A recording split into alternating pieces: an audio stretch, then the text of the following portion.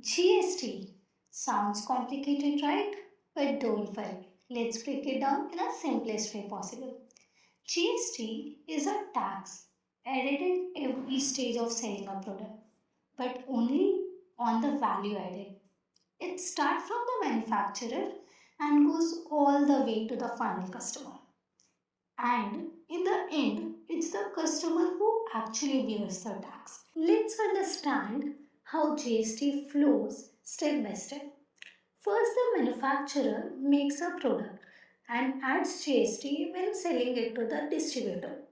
Then the distributor adds their margin and charges GST again when selling to the wholesaler. But they get credit for the GST they already paid. That is ITC. Next, the wholesaler does the same, adds value, charges GST and claim credit.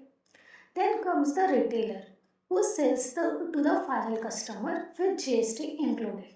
Finally, the customer pays the full GST, but every business in the chain only pays the tax on their own profit margin, not the whole value. That's the beauty of the GST. Tax only on the value added at each stage. So, there are three types of GST: CGST, SGST, and IGST. CGST and SGST are charged for intrastate supply. Intrastate supply means the supply which is within the state. And IGST is charged on the interstate supply, that is outside the state. So, who actually needs to register for GST?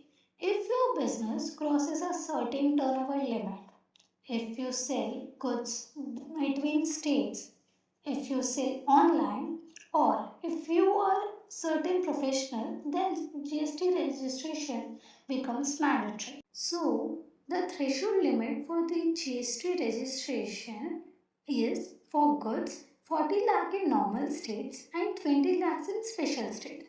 For services, 20 lakhs in normal states and 10 lakhs in special states. If you cross these limits, you need a GST registration.